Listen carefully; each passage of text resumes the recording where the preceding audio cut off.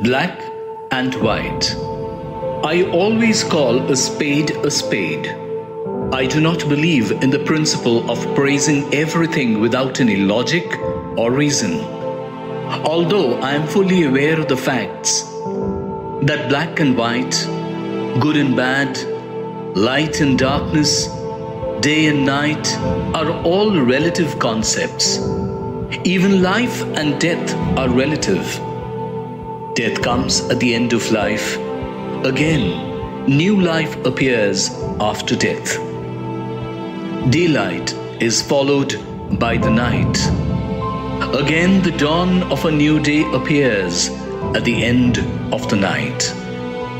Purusha or consciousness and Prakriti or nature, men and women, Brahma or the divine soul and Adi Shakti or supreme power, matter and energy, time and multidimensional space.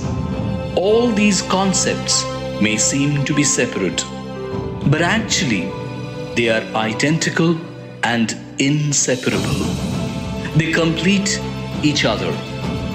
Positive and negative, matter, antimatter, and dark matter, energy, dark energy, all these concepts are complementary to each other. None of us is self-sufficient. We all are dependent on each other.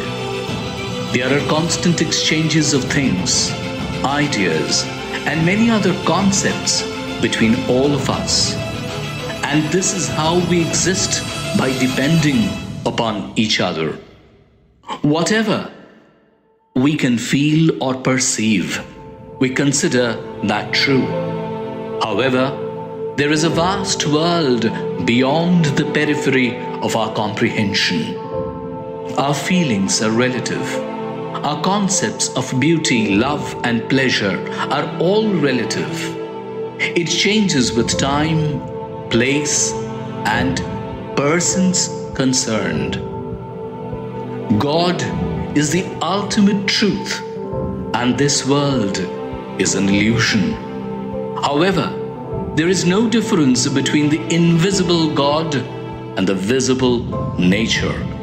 According to my perception, I have discovered the existence of nature within the Almighty and the presence of the Almighty amidst nature. I always call a spade a spade. I do not believe in the principle of praising everything without any logic or reason.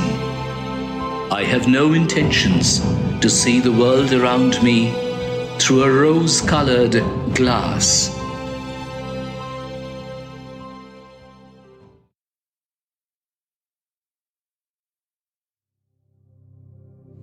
The beauty of women. Who is more beautiful among the peacock or peahen? It is the peacock. If we compare the looks of the tiger and the tigress, we will find the tiger more beautiful. Among the lion and the lioness, it is unquestionably the lion, with its gracious mane, which looks much pretty. But why this rule is not applicable in the case of human beings? There is no doubt about the fact that women look much beautiful than men. Women and beauty are now synonymous. Women have been showered with praises for her beauty from time immemorial. They have mesmerized millions of men by their beauty and elegance. Through the ages, numerous poets have written poems describing women's beauty. Countless artists have drawn pictures, and so many singers have sung songs praising the women's great looks. In Hinduism, women have been worshipped in different forms. Sometimes she is worshipped as nature or Prakriti, sometimes as the apex power or Adi Shakti. She is regarded as the source of all the creations in this world. Different types of women have been described. Examples are Padmini, Shankini, Rukmini, Hastini, and so on.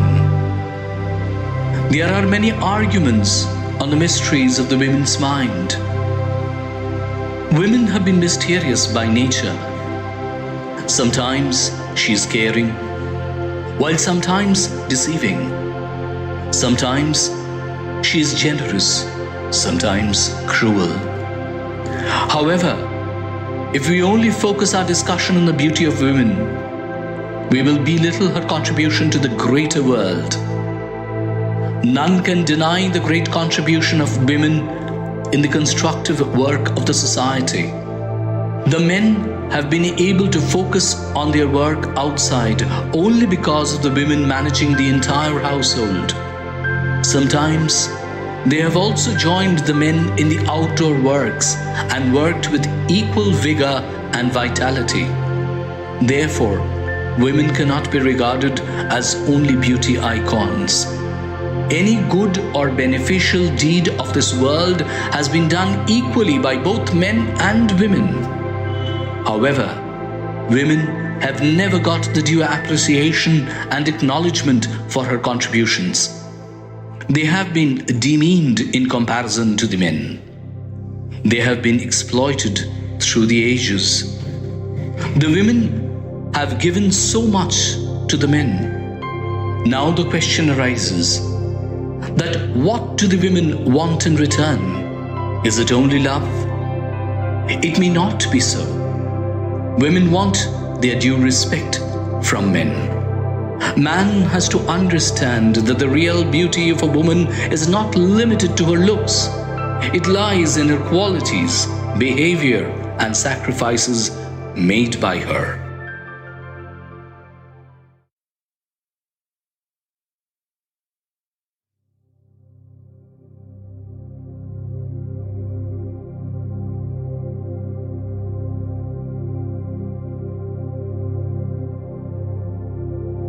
The Tale of a King and His Queens.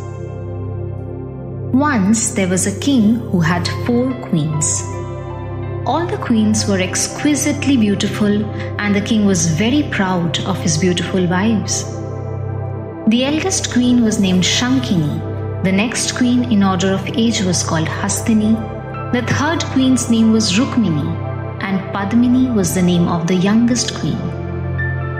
One day, the king announced that he would donate all his properties and precious belongings to one of his 4 queens.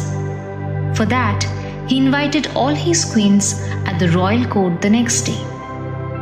The next morning, all the queens were decked up beautifully with appropriate makeup, ornaments, and accessories. They were looking so gorgeous that their beauty even outshined the heavenly angels. It was a winter morning. A small puppy was shivering in cold on the way to the royal palace. The eldest queen saw the puppy. She had had an argument with the second queen that morning and was agitated. All her anger and irritation found expression in her cruelty towards the helpless puppy. She ruthlessly kicked the puppy into the drain. After some time, the second queen passed the path. Despite seeing the puppy, she pretended as if she did not see him. A little later, the third queen arrived at the spot. She saw the puppy in the drain, restless with pain. She stood there for quite some time, showing her sympathies for the suffering puppy, but took no initiative to rescue the poor animal. Instead, she went away to the palace. At last, the youngest queen, while passing by the way, found the puppy. She rescued him, and instead of going to the palace, she took the puppy to the doctor and could finally cure him. The king got to know the entire event from his spy. Instead of going to the court, he rushed to the youngest queen. He donated all his properties to the youngest queen. Moral of the story: those who truly love living beings are the best human beings.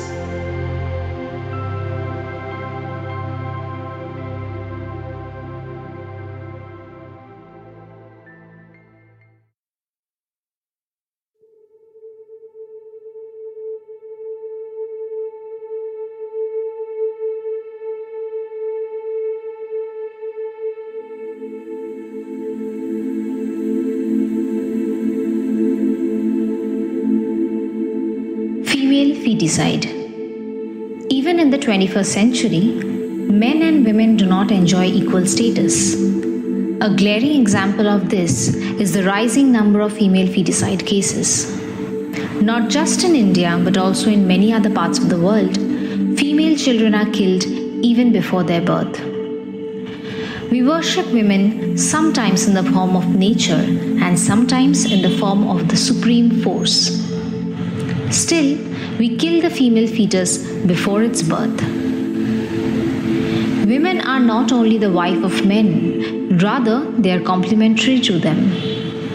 If there are no women, how would men take birth? Can there be any existence of mankind at all? Women have no less contribution than men towards the welfare of society. Nobody can deny the contribution of a woman in giving birth to a child, raising them, performing different scores of activities within the home and outside. However, the contribution of a woman has always been belittled and many people conspire to kill the female child. Women are deprived of the honor and respect they deserve. Therefore, first of all, we have to learn to give due respect to women. Women should not be a burden to their parents. Rather, she should be their support. Women need to strive to improve their financial status in order to make a place for themselves in society. But irrespective of a woman's financial status, she should be given her due respect and equal rights. A handful of women attaining remarkable achievements, or a certain section of women coming out in public wearing liberal clothing, does not establish equal rights for women. I want the total welfare of womankind. People have told me that there is not a single household where a husband and wife do not argue. But that does not simply imply that women are being oppressed. In most cases, the fault usually lies in both of them. Female feticide is a product of a corrupted mindset. But before we try to help women make a place for themselves, we must educate men that the world do not belong to them exclusively.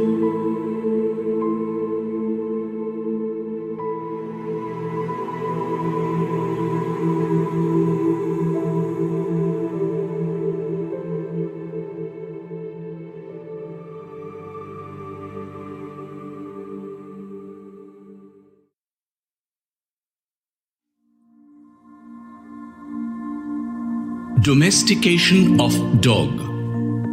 Around 38,000 years ago, men first learned to domesticate dogs.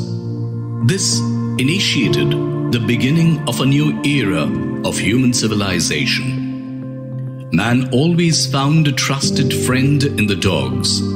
The development and prosperity of human civilization would not be possible without the dogs. Men traversed and conquered vast areas of the world along with their loyal friend, the dog. Several non-sapiens, Homo species, evolved along with Homo sapiens. However, scientists are unable to understand the reasons behind their extinction. After an in-depth analysis, it has been observed that only the Homo sapiens, the predecessors of modern man, mastered the skill of taming the dog. The other non-sapiens, Homo species, failed to do so. Therefore, we can deduce that without the help of dogs, the evolution of mankind could not be possible. Had the dogs been not there beside mankind as their loyal friends, they too would have become extinct like other non-sapiens, Homo species. Dogs have a strong sense of smell. They are capable of sensing any imminent danger. At that time, men were hunters by nature, and dogs helped them in hunting. At night, when men fell asleep, the dogs used to guard them. They could awake men in case of any danger. Sometimes the dogs saved their master's life by sacrificing their own life. Without the dogs, man couldn't sleep peacefully at night. If we analyze the characteristics of dogs, we will see that dogs do not hesitate to sacrifice their lives to save their masters.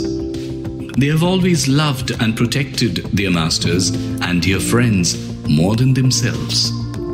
The real meaning of friendship was first realized by men from dogs. Men have never found a loyal friend like dogs, and probably they will not be able to find one in the future. Still, some people in this world look down upon the dogs. I have strong objection when the very word dog is being used as a slang. I have observed that the street dogs are abused by men without any reason. A couple of days ago, a newspaper article came to my notice that street dogs are being killed unnecessarily at Dhaka city. I am unable to understand how men can act in such an inferior way. How men can kill his most trusted friend who always stood beside him for ages together. Does such a selfish and cruel attitude suit mankind?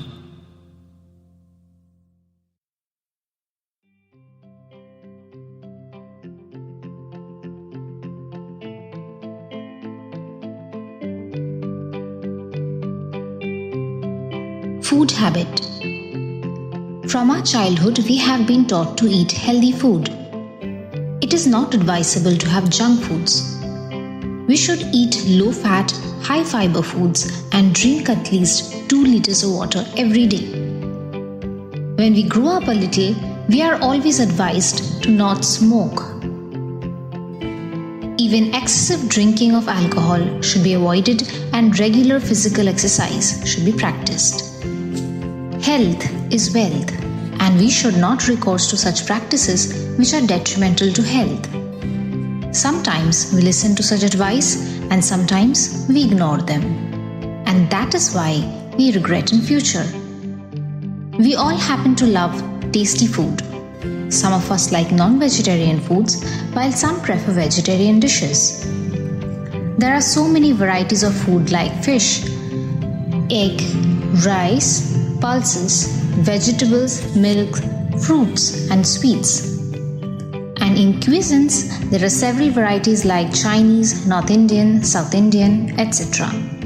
The taste buds of our tongue can perceive different kinds of tastes like sweet, sour, salty, hot, bitter, etc. Sometimes the aroma of good food satisfies us. Perhaps the mental and physical pleasure from tasty food is more than anything else. In this world, we find 2 categories of people. To some people, food is for living, while for others, living is for food. However, overeating may lead to many kinds of suffering. That is why overeating should always be avoided. We should not take any food that is harmful to our health. We should take special care so that we do not fall ill due to overeating. The utility of taking food is almost known to all. For our survival, we have to take food regularly. People who are deprived of 2 square meals despite working hard all day, only they can understand the real value of food. It is invaluable. Therefore, we should not waste any food, and all of us are being taught this lesson from a very young age. The uneven distribution of resources is the cause of poverty. Therefore, we should not waste any resources. A certain class of people waste huge quantities of food, and that is the reason behind the scarcity of food for some others. In this world, numerous people die due to starvation. On the other hand, countless people also die of ailments caused by overeating. We do not know the exact figure in either case.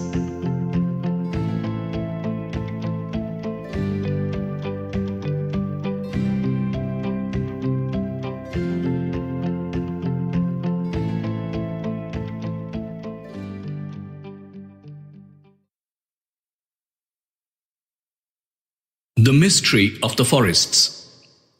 I have an intense love for the forests from childhood.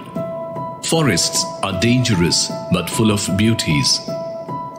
Had I not paid regular visits to the forests and developed a deep emotional bonding with the forests, I would not be able to appreciate the beauties of nature. I could not delve deep into the lessons of the science books if I did pay regular visits to the forests. I have been in love with the forests. There was a time when I stayed for many days in the forests of Duars, Madhya Pradesh and Chhattisgarh. I have enjoyed the beauty of the mysterious forests. Many people have asked me whether it is necessary to conserve the wild animals like the tiger, lion, poisonous snakes or crocodile or not. I always insist on conservation. Science has explained the reason. If the animals like tiger, lion and poisonous snakes or crocodiles do not exist, the ecological balance of the forests will be destroyed. The food chain will break away. Man destroys the forests for their needs and even unnecessarily. But if the forests perish, then the man will also cease to exist. Being a part of the ultra-modern civilization, many of us think that forests are not needed for us. Many of us are unaware of the fact that if there is no forest, no flora and fauna, then there will be no man also. Human civilization will be devastated. We all will die of the dearth of oxygen. I have closely watched wild animals and felt their emotions. I have realized their intense struggle and hardship to get food and exist. Seeing them in their habitat, many questions arose in my mind. I was able to find the answers from within the forests only. Plants get hold of solar power through photosynthesis. The herbivorous animals eat the plants as their food. On the other hand, carnivorous animals eat herbivorous animals as their food. When all these animals die, their bodies are decomposed by the microorganisms and mixed into the soil, thereby coming back to nature again.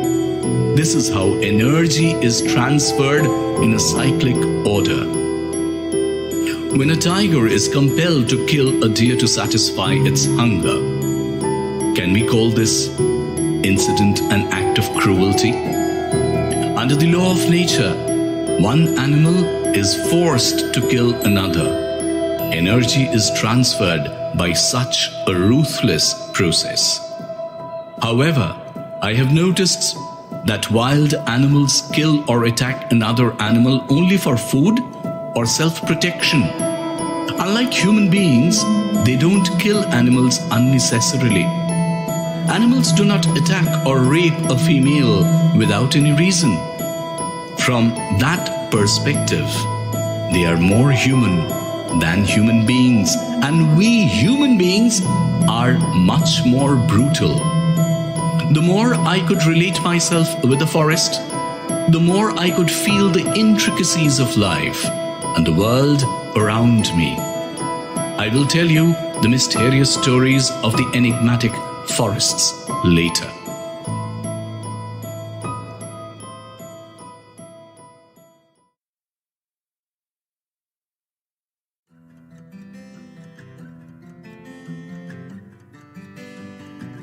Accomplishment. We desire to be established in life and strive for accomplishment. However, the definition of the word established differs in many cases. What is our life all about? Is it a journey or a race? How shall we establish ourselves? Shall we compete or cooperate with others? The decision should be our own. None of us can live alone on this planet. No one really is self-dependent. We are dependent on each other for survival. Each of us has some contributions to the society. The Almighty resides within all of us. There are soldiers, lovers, artists, warriors, or business owners among us. The definition of established is altogether different for each of them. The artist says, I want to realize all the beauties of the world in my lifetime. I want to create such a thing which will survive even after my death and make me immortal. The version of a warrior is somewhat different. He would say, I want to fight with death. I want to put a mark in this world before my demise. My target is to do such deeds that will be remembered even after my death.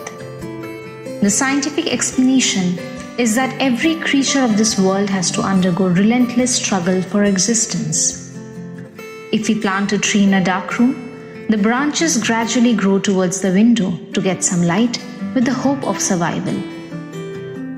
One creature is compelled to kill another creature to feed itself. Power is transferred through this ruthless process. All of us go through a continuous struggle for existence. In this process, the fittest evolves while the weaker ones become extinct.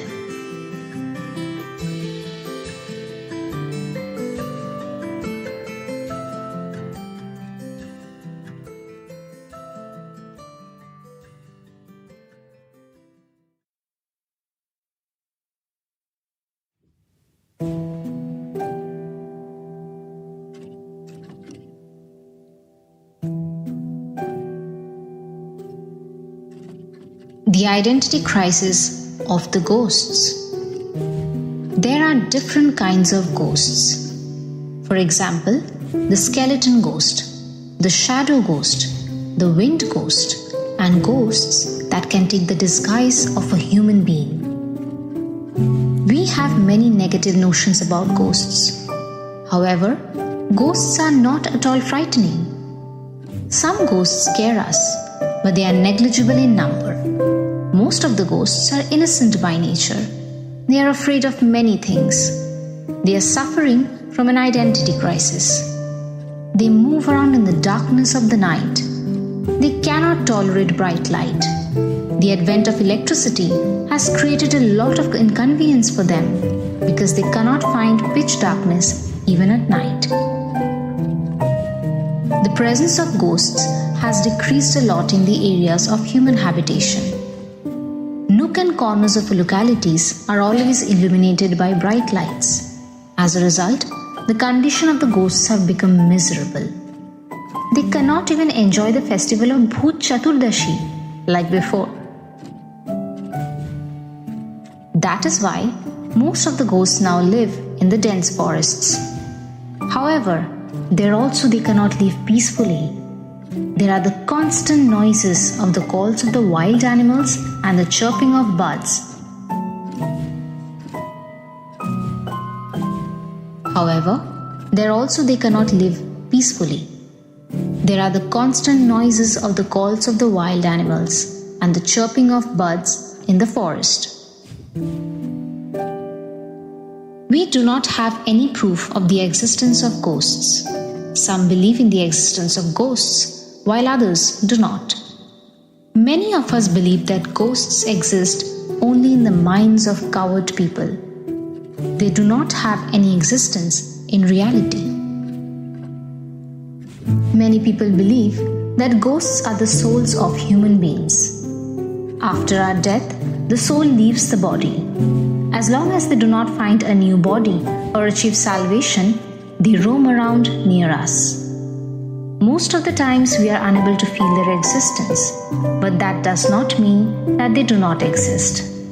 There are many things we cannot feel or perceive, but they do exist.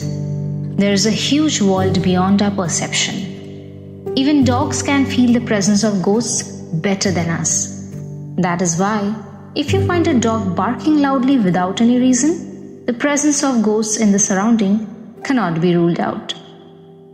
The world of ghosts does not believe in the principles of democracy. They believe in monarchy. There are still kings in the community of ghosts. If the king can be satisfied, he blesses with boons.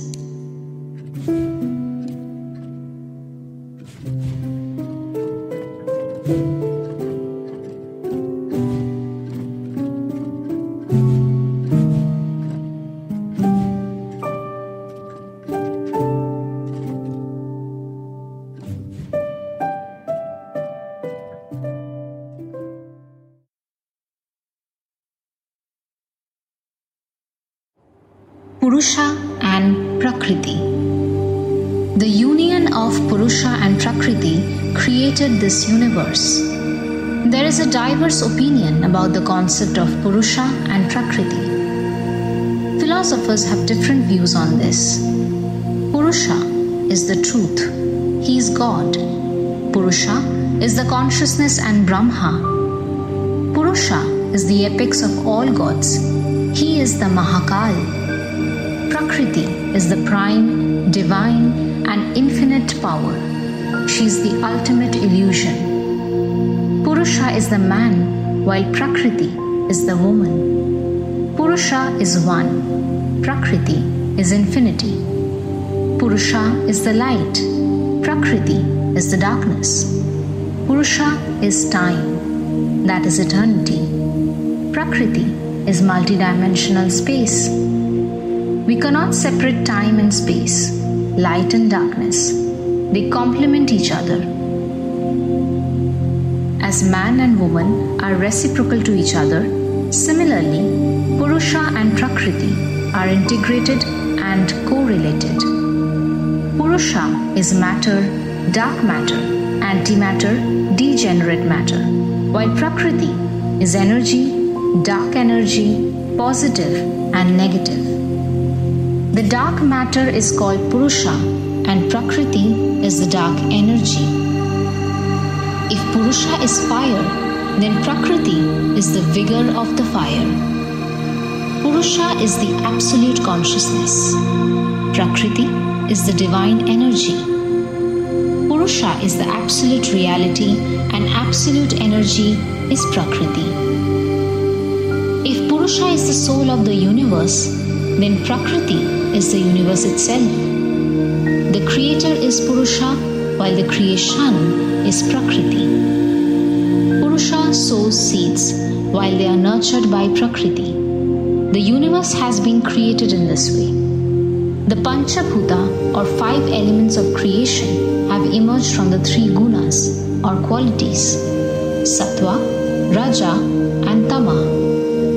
The 5 elements are space, water, air, fire, and the earth. These 5 elements have created the universe. Therefore, Purusha is the Lord of the universe or the Bhutnath, and Prakriti is the Panchabhuta.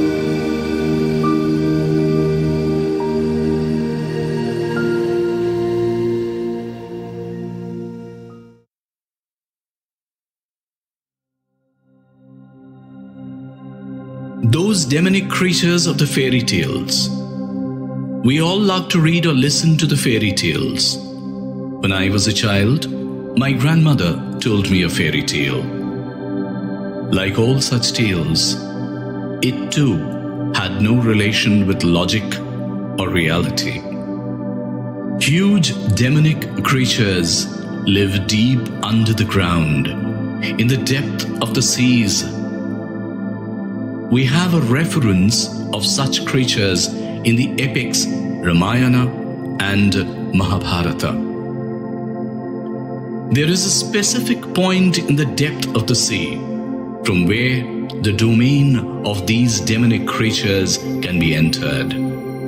Many ships that reached the point disappeared forever. No traces of them were ever found. Most of us know the story of the Bermuda Triangle. This story may be similar to that. When these demonic creatures quarrel or fight among themselves, our world is devastated by natural disasters like flood, earthquake, tsunami, volcanic eruption, or another catastrophe. After growing up, I can understand that such demonic creatures exist only in the pages of the fairy tales. However, my interest in the aquatic creatures has not decreased at all. 3/4 of our earth is water and 1/4 is land. Still, we have little knowledge about the aquatic creatures.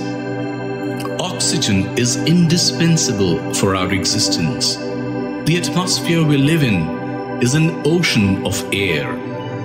We can inhale the oxygen dissolved in air, but we cannot inhale the oxygen dissolved in water. On the other hand, the aquatic creatures can inhale oxygen dissolved in water, but cannot inhale the oxygen dissolved in the air. That is why they are unable to exist on land. They can live in water only.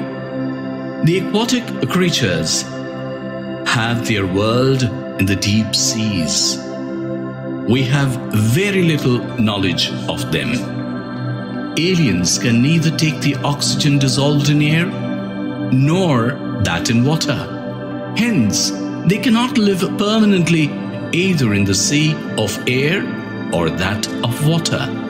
I will tell their stories later. We have found the reference to a catastrophe or great disaster in different epics. When the earth will be affected by the catastrophe, the entire planet will get submerged in water. Then we, the terrestrial creatures, won't be able to take the oxygen dissolved in water and therefore die. However, the aquatic creatures will still be alive. Once upon a time, dinosaurs dominated the earth, but over time they became extinct. It may so happen that we also may become extinct after the catastrophe. The aquatic animals may rule the earth in future. Maybe new demonic creatures may emerge due to adaptation in future. They may be able to inhale the oxygen dissolved both in air and water. As a result, they may be able to survive both on land as well as in water. The demonic creatures of the fairy tales may come alive in reality.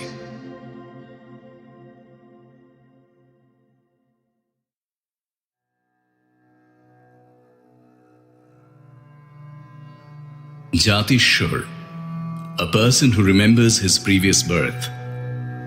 We, the believers of Hinduism, believe in the concept of reincarnation or rebirth. According to our religion, the soul is immortal. It is a body that dies. Our soul goes away from one body to the other. In this way, we take another birth after death, and the process continues till we attain a salvation. However, normally we don't remember anything about our previous lives. Remembering the past life is one of the rarest of the rare incidents. Similarly, the existence of two souls within one body is also an exceptional instance. There are very few people who get the hints of future incidents ahead of time. That can also be considered a very unusual case. When we hear about these rare incidents, we find them very difficult to believe. We have read and seen the instances of rebirth or a person who remembers the incidents of his, her previous birth in books and films, respectively. We have also come to know about persons who remember his previous birth. The authenticities of those claims have also been established. Whenever I had a chance to know such instances, I was amazed. Many of us have heard about Shanti Devi. The authenticity of that incident was testified by none other than Mahatma Gandhi. He was also surprised to find that. In the mythological stories, we have found that the gods and goddesses had the abilities to remember their previous births. Then why didn't the gods give human beings the power to remember the details of their previous births? Is it a blessing for us to remember our previous births, or a curse? Perhaps it is a curse. It would have created several complications in our minds. That is why God has not given us the ability to remember the incidents of our previous births. There are a few exceptional human beings who can remember the incidents of their previous life. According to the Hindu religion, they are called Jatishar in Sanskrit.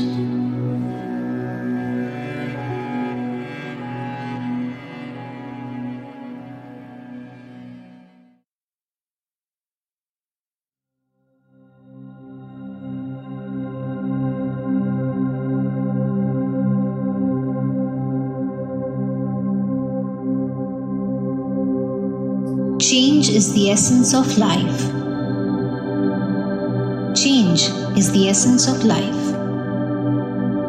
The concepts of good and bad, vice and virtue, decency and obscenity, hero and villain, dharma and adharma are all relative.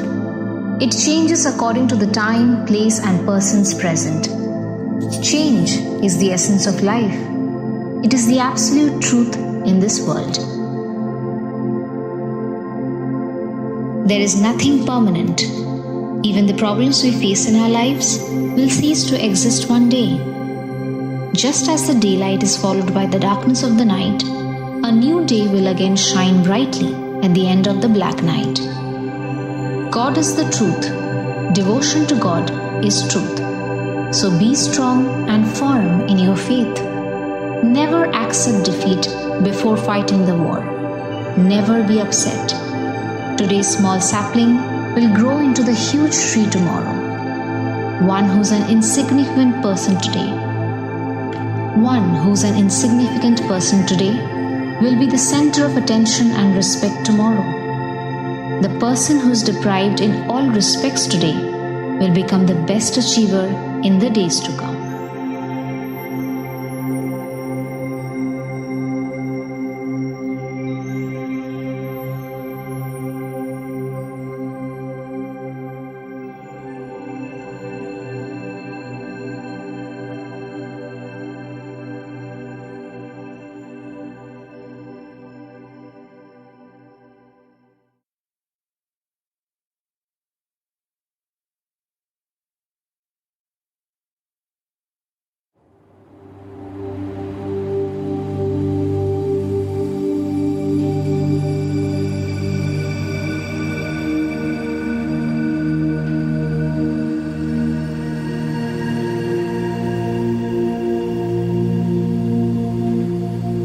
The true reality of the Almighty.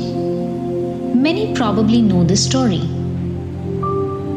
4 blind friends set off to know how an elephant looks. The first person who touched the trunk of the elephant said that the elephant looks like a banana tree. The second person who touched the ear of the elephant said that the elephant looks like a bamboo sieve.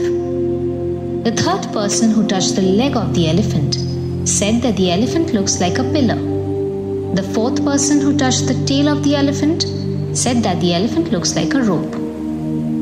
Till the day their eyes regained vision, none of them came to know the true form of the elephant. Similarly, till the day we can open the eyes of our mind, we will never come to realize the true reality of the Almighty.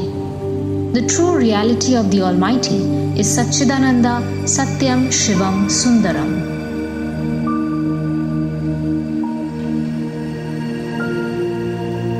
We know that the lives of those that center around these 3 hymns, Satyam, Shivam, Sundaram, for them this world of sadness is a hermitage of happiness. Prophets have preached to forsake everything in life for truth, but never to forsake truth for anything. God is true. The world is full of lies. Pray to God that the world will prosper. Shiva means welfare. We will have to sacrifice this mortal life for the welfare of the entire world. Only then will one attain pure happiness. Remember that no great deed is accomplished through deception. Where there is beauty, there is happiness. Beauty fills our mind with unlimited joy. We ought to worship this beauty. Efforts must be taken to make this world more beautiful. Only then will life become more joyful. There is a short story. In a forest lived thousands of monkeys. All of them drank water from the same river. This water was life-saving for all of them. But all the monkeys knew this water by different names. On this issue, all of them started to fight against each other.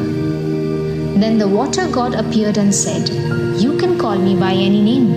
It does not make a difference. But for such a small reason, please do not fight among yourselves. All the animals of the forest are my affectionate ones. I want all of you to love each other and not to fight among yourselves." This story is now of the whole world. The Hindu Almighty is called Ishwar. The Muslim Almighty is called Allah. The Christian Almighty is called God. People of other religions worship their Almighty by different names, but the Almighty is one. It does not make any difference to Him. He is the symbol of love and compassion. The Almighty does not want us to fight against each other for such small reasons. He only wants us always to be with goodness, and whatever is negative for this creation, either to forsake it or destroy.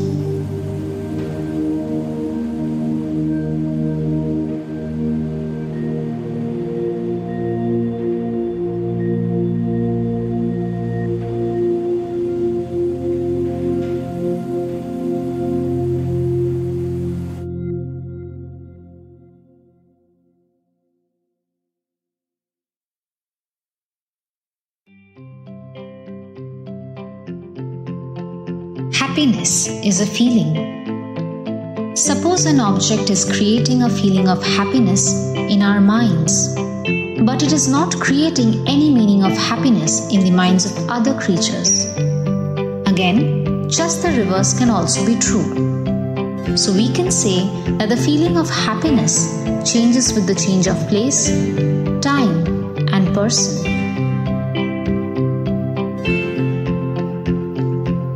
Everyone wants happiness. We all perceive happiness in our own way. Some find happiness in a drop of water, while some remain unhappy even with an entire ocean. Selfless acts of service is the path of self-realization or God-realization. It is the ultimate aim of life and the source of eternal happiness.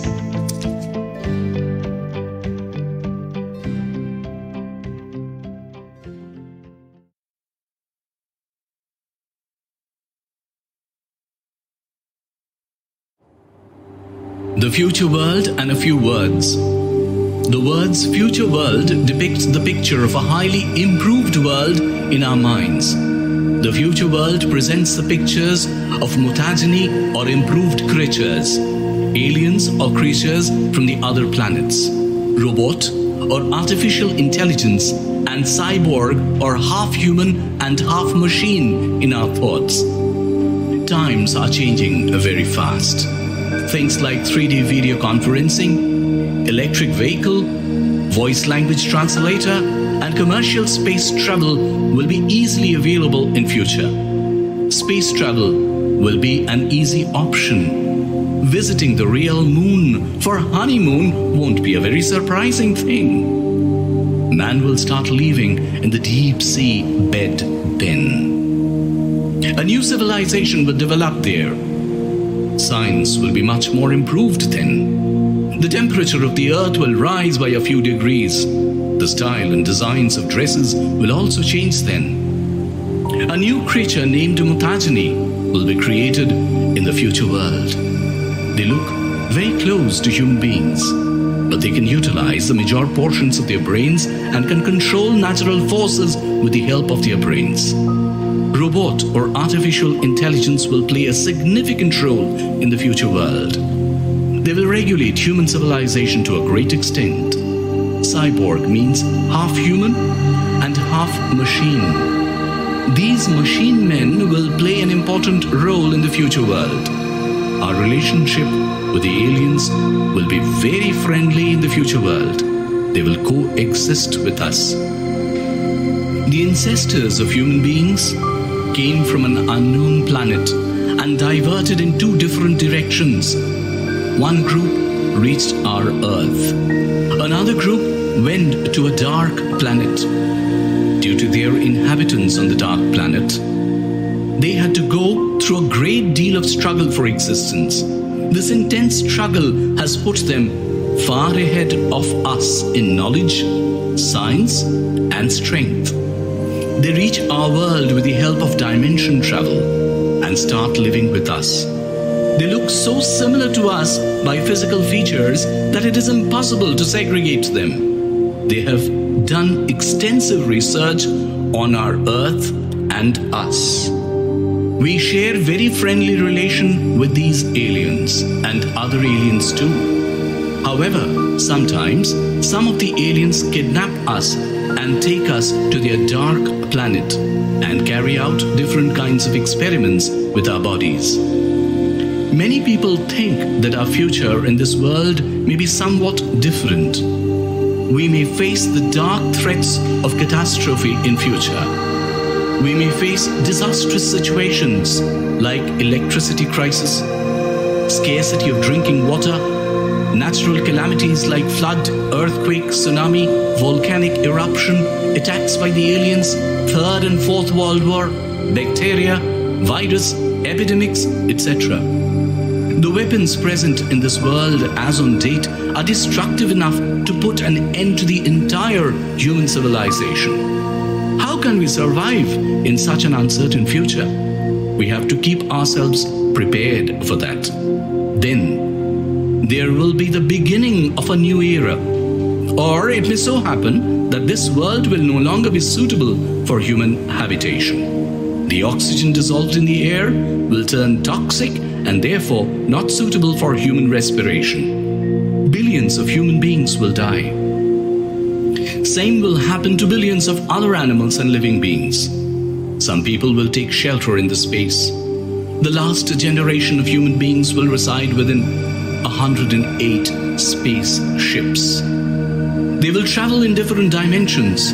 They will search for a new Earth where human habitation will be possible as the present Earth. Sometimes they will come to our Earth carrying artificial oxygen. After spending a few days here, they will go back to their spaceships because in future, the Earth will be dangerous to live in. In the absence of human beings in the future world, new genres of plants and animals will come into existence and get fully developed.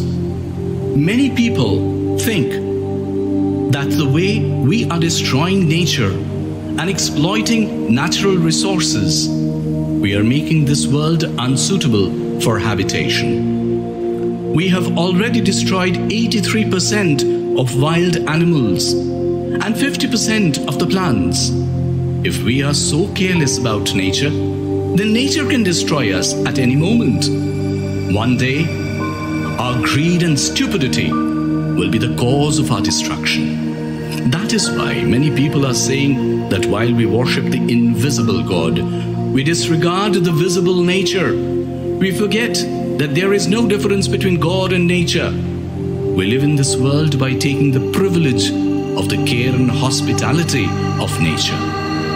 In future, the world will exist irrespective of whether we, the human beings, exist or not. It existed before our existence and will continue to exist long after our existence. One day, we may be extinct like the dinosaurs.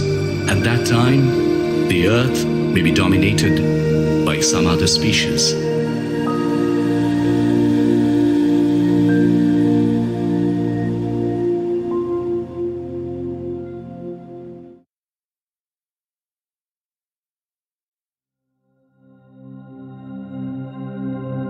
We and nature. Millions of species have emerged in this earth through adaptation. The vast and varied planet and animal kingdom emerged through this process. Many of us may not know that millions of species destroyed and became extinct from this earth due to various reasons. For example, dinosaurs became extinct 65 million years ago. For sheer natural reasons, many of the species have become extinct over time. We can mark this incident as a normal and natural death. Sometimes many species wiped out totally due to natural catastrophe like Kitty extinction. We can describe this phenomena as an accidental death. Again, numerous species have faced extinction directly or indirectly within a short period due to human beings. We can term this as murder. Many people believe that human beings are also part of nature. Therefore, if some species become completely extinct directly or indirectly by human beings, we can call this a part of natural adaptation. Darwin told us that we have to struggle relentlessly for our existence. Through this process of struggle, there is the emergence and survival of the fittest and the extinction of the unfit. That is why some thinkers believe that it is not unnatural or surprising if human beings completely perish. Some species, for the sake of their existence or prove their supremacy. This is because of the rule of nature. The fittest will survive and the weakest will be extinct. Whatever mankind did to protect its existence or to prove its supremacy is right. However, at this point, my opinion is different. In my view, cooperation is equally important as competition. Because no one on this earth can survive alone. Each one of us is dependent on others. We have to suffer the evil consequences if we destroy a single species totally for our existence or to establish our supremacy. We have already destroyed 83% of wild animal and 50% plant kingdoms. We ourselves have made this world unfit for human habitation.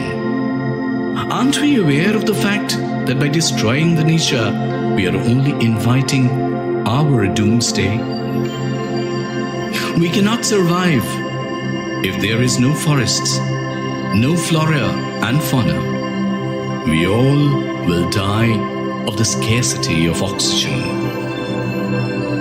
The earth will no longer be habitable for us. Human civilization will be destroyed forever.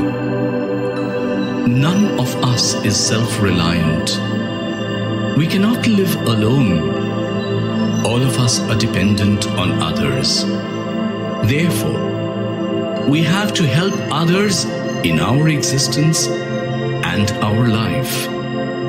We have to take extra care so that no species are made extinct by us directly or indirectly.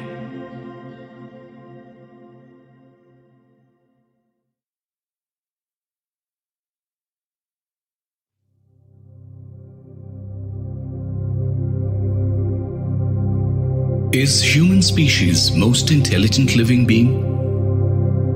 Huge flora and fauna has formed in our planet. Humans formed much later. Many think humans are not the inhabitant of this planet. They came from other planet. If we look at the characteristic of human being, we find very little similarities with the other animals or living things. So, we are different from all. Are we original inhabitant of this world? We came from a different planet? There is controversy in this matter. But this earth has taken us in as its own. It has given us everything. But what have we given to it in return? Do we have any participation in this formation? I'm giving you an example. The role bees have played in creation of this world. We do not have that. Lakhs of trees are dependable on bees for their reproduction. Absence of bees will harm the creativity of the world. No matter how much stronger we become by the help of science, but we cannot play the role that bees have in the formation of the world. No formation or creation of this world would be stopped in our absence. We say all the time, do not behave like an animal. But are we not crueler than animals? Generally, animal does not kill any other living things unless they need food or to protect themselves. We do that. They do not rape. We do. They never cage other animals, but we do. Actually, human is a selfish species. They only think about themselves. They do not think about other animals. Damages nature, ruins natural resources, ruins natural beauty, harms other animals, destroy forests. But we think that we are superior, intelligent, and greater than other animals. But are we really so? By destroying nature, are we not bringing ourselves to an end? Many new species have formed due to evolution. This huge world of planet, an animal has created in this way. If any species vanishes due to evolution, then we can call it a normal death. But when species vanishes by the human, then we can call it a murder. Many would say that human species is also a part of nature. Then, if any other animal or species vanishes by human, that is also a part of evolution of nature. We could say survival of the fittest. Human species is now following that. We have already destroyed 83% of wild animals and 50% of plants. We ourselves have made this world unfit for human habitation. By destroying nature, are we not bringing ourselves to an end? If there is no forest, no flora and fauna, then there will be no man also. Human civilization will be devastated. We all will die of the dearth of oxygen. None of us is self-sufficient. We all are dependent on each other. There are constant exchanges between all of us. And this is how we exist, by depending upon each other. None of us can live alone on this planet.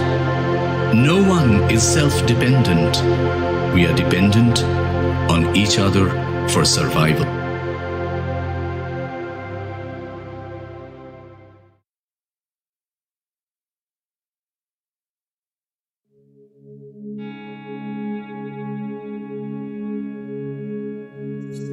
Tuberose. You fell asleep in the darkness of the night. Looking into your eyes, I wonder, are you that man? Handsome as the prince of my dreams.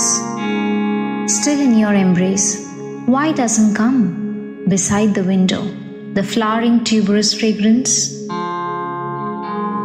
Is then the window closed?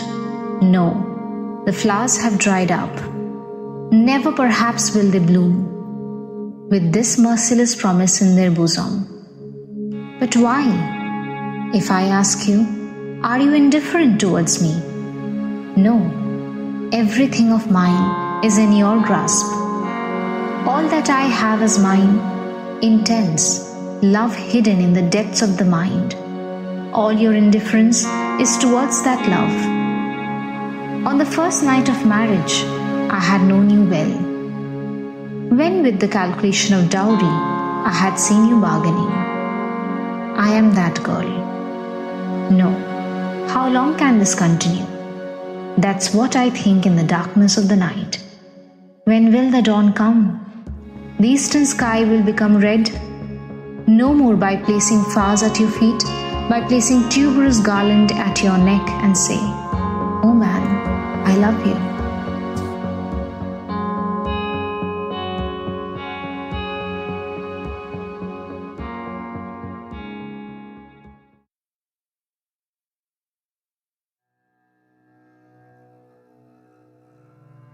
Universal programming. Nature follows a particular rule. Change is the law of the universe. However, much will change. Which way the change will take place follows a particular rule. We can call that rule the universal programming. Many people think place, time, and character shall always be specific, which means that we can in no way change or rectify the event that has already happened. Event that will take place in the future will happen according to a specific rule. Each and every event has a cause and effect relationship. Usually, we shall not be changing any event in the future. Whatever has been destined for the future will happen. If it does not happen in one day, it will happen in some other way. The rule of universal programming says so. However, some exceptions to this rule are theoretically possible. If we can reach into the past time machine, then we shall be able to change any event of that time. As a result of which, an immense change will take place in the universal programming. Parallel universe will be created. However, practically, that might not be possible because the speed of time never flows backwards. So, it is not possible to reach into the past on a time machine. So, it is not possible to change or rectify any event of the past. Many people think if time travel become possible, then who can travel in time? For how long can we travel? For how many days will he stay alive? What changes in the universe will be made by him? All these will be perhaps limited by one specific rule. What event will happen in this universe? By whom will that happen? Why will it happen? The place, time, and character are specific. The event that has happened will not change. So by time travel, the events that have taken place will be perhaps predestined. All the events are limited by a specific rule. We cannot violate that rule according to our wish by time travel. The event that is happening or will happen will not change. Universal programming is a strange game. Is it then Satyam, Shivam, Sundaram? The ever-cheerful God is playing a game with us. We are a very tiny, insignificant creature. One day, perhaps we will come to know that our Earth also has life. Our solar system, planets, satellites, millions of stars all have life. All of us are actors on the stage. All of us are a part of a huge drama controlled by universal programming.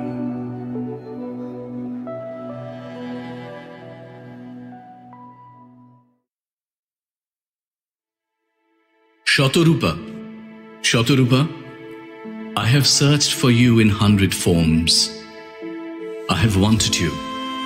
I have loved you. Then I have closed my eyes and seen you. I've got you and lost again in my songs and my art, Shatarupa, giving you 100 forms. I want to make you alive. Raise your eyes and give me a little consent. I want to shower everything.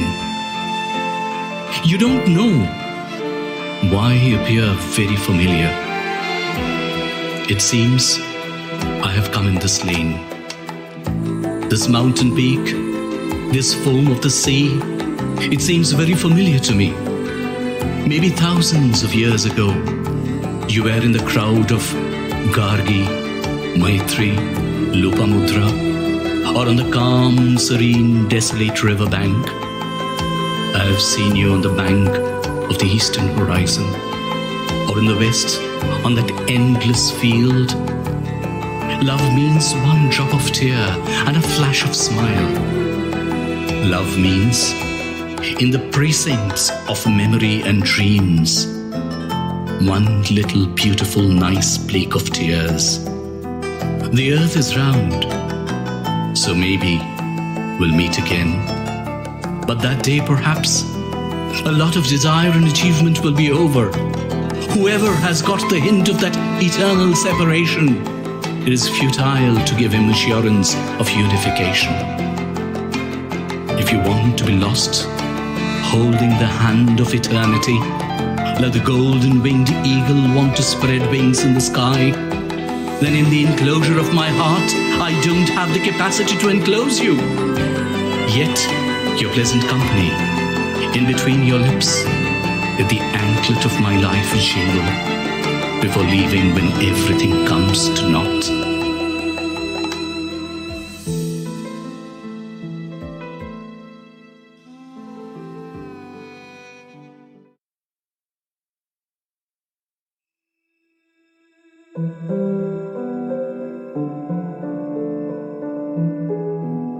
Freedom. I am that girl. Today all the dreams of life, love and affection, having lost, I am standing on the conviction box with a blood-laden knife in hand. The whole world is praising you all, but I will not. Till now, only you were in my heart. Only you do I love. It's only you. It's you to whom I complain. I am too tired in the journey of life. Now you make me free. The bondage in the depths of my heart continuously is gnawing. From that unfamiliar bondage, now you make me free forever. That sleep is of permanent freedom. May there be not any bondage thereafter. The king's seat has rotten to become the public seat. Now it's a pig fight for its power. Having won the fight, you have become the king. Then we have discovered you as the hero of a murder of hundreds and crores of public. That doomed night of yesterday, queer nuisance of 1 or 2 owls. Through the window they were watching, a blood-laden knife in one hand and dying oil lamp in the other, lackluster yet glistening in love. Mind, body, everything, alas. One day had I surrendered at your feet, yet to soak my hands in your blood. Didn't my hand tremble at all?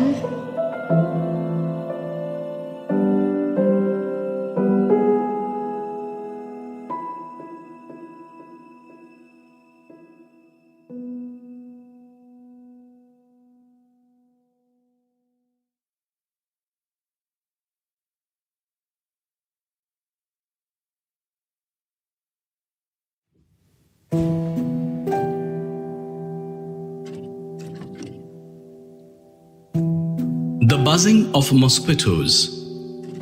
I work in a small tea garden. New job, so the salary is paltry. But yes, I do have a small quarter. There, during the daytime in a cycle, I roam around the tea garden. And during the night, in that quarter, spend the night half asleep due to mosquito bites. This is my monotonous life. In between this life, you, yes, you, do not much flash in my memory. Had almost forgotten you, but that morning of the monsoon, reminded me of you yet again, reminded me of all the memories that were lying in the depths of my heart. You have forgotten me, yet I won't blame you at all. Perhaps never try to remember me, ever. While thinking about you, in a dreamy state, I almost fell asleep. But suddenly the buzzing of the mosquito brought me back into an unusual romantic reality, where the cooing of the cuckoo exiled.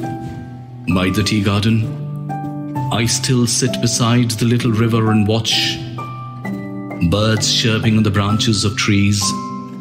Rain falls in droplets on the river in complete bliss. Clouds, but they won't pay heed to my word. I am not the hero of Meghadutam of Kalidasa. I am modern. The buzz of mosquitoes is my mate forever.